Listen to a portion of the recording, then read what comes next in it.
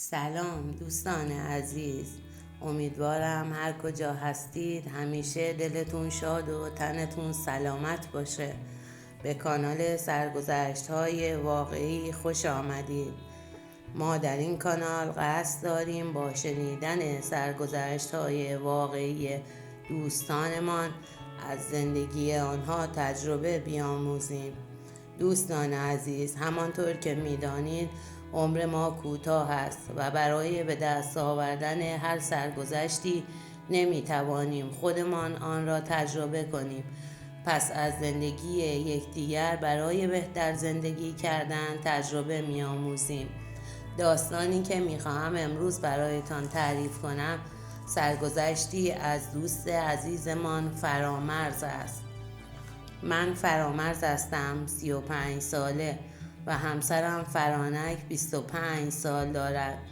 ما حدود 8 سال قبل با هم آشنا شدیم و بعد از مدتی ازدواج کردیم. همکنون هم یک فرزند 5 ساله دارم. مشکل و مسئله من از 1 سال قبل شروع شد.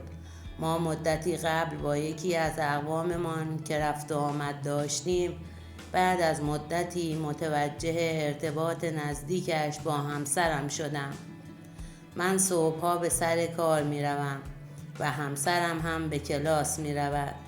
همسرم می گفت برای اینکه به شغل دلخواهش ادامه دهد باید حتما زبان انگلیسی را خوب بلد باشد و صحبت کند.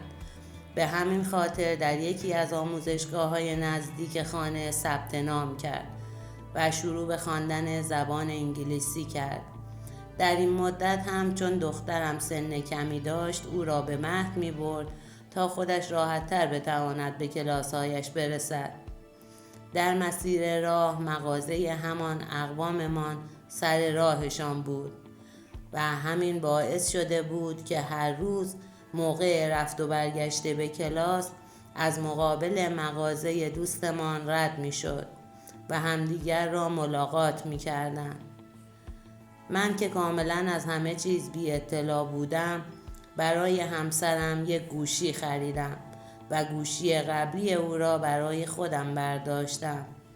با اینکه توانسته بود مطالبی که در گوشی داشت را حذف کرده بود، ولی باز هم یک فایلی در گوشی او جا مانده بود.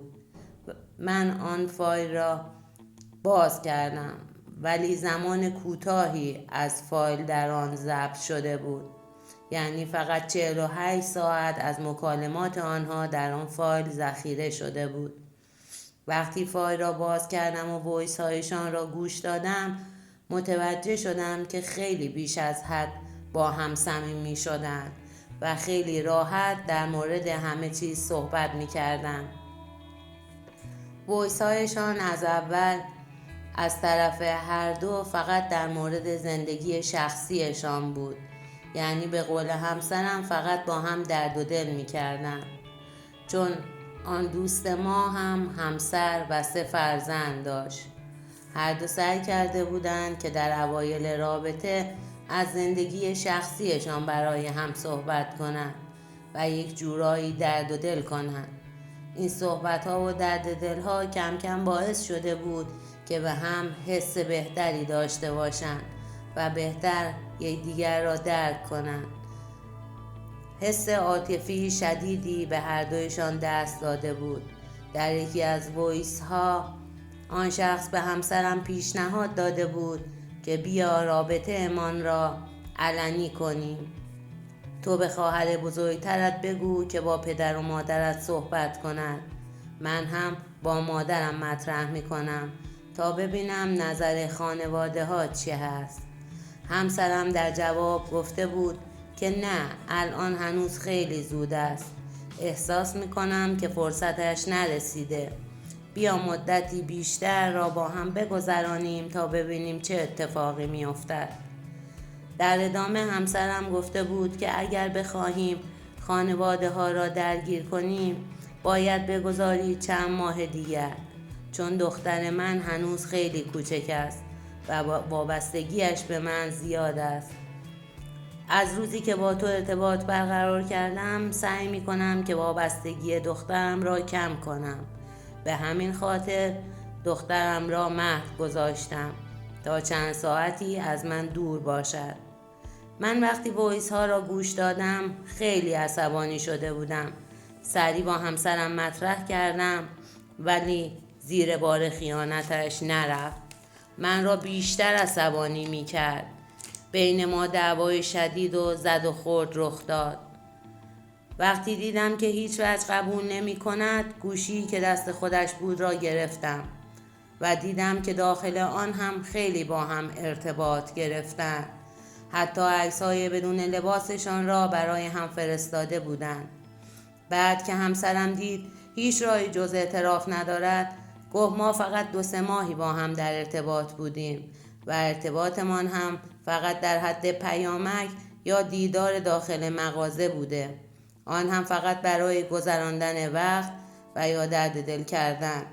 ولی من خوب می دانستم که دروغ می گوید، چون در همین زمان که با هم ارتباط داشتن و من بی اطلاع بودم همسرم گاهی که با هم به مشکل می خوردیم می گفت من به زودی از اینجا می روم، من به زودی از تو جدا می شوم، الان هم به ناچار در کنارت هستم، فقط به خاطر دخترم تو را تحمل می کنم.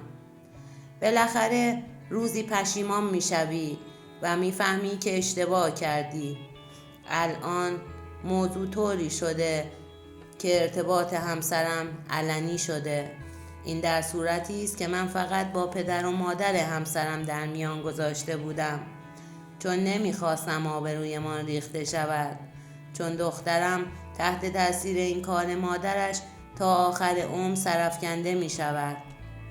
وقتی که پرسجو کردم که چه کسی این موضوع را علنی کرده متوجه شدم که همان همسر اقواممان وقتی متوجه شده و دیده که با 3 فرزند هیچ راهی ندارد و نمیخواهد از همسرش هم جدا شود تصمیم گرفته که برای جبران خیانت همسرش و همسر من ضربه‌ای به آنها بزند و انتقام بگیرد و آبروی هر دو را بریزد.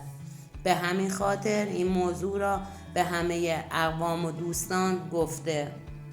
الان من نمیدانم چه تصمیمی بگیرم.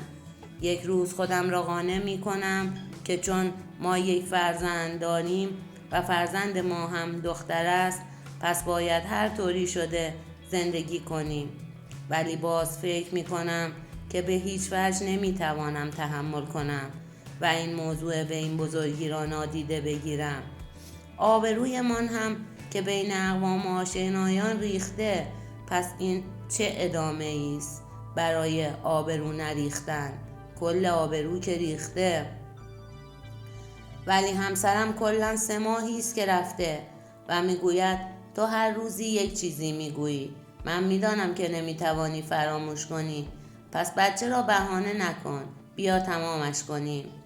الان هم خانه را ترک کرده و رفته، دخترم را هم با خودش برده. او میگوید که میخواهم جدا شوم و به هیچ عنوان به آن خانه پرتشنج بر نمیگردم. الان با اینکه مشکل از طرف خودش بوده و او به من خیانت کرده، ولی من به خاطر دخترم کوتاه آمدم. اون رفته و بر نمیگردد. راستش نمیدانم راه درست چیست، ببخشم و ادامه دهم یا جدا شوم و فرزندم را از مادرش بگیرم که با خودم زندگی کند.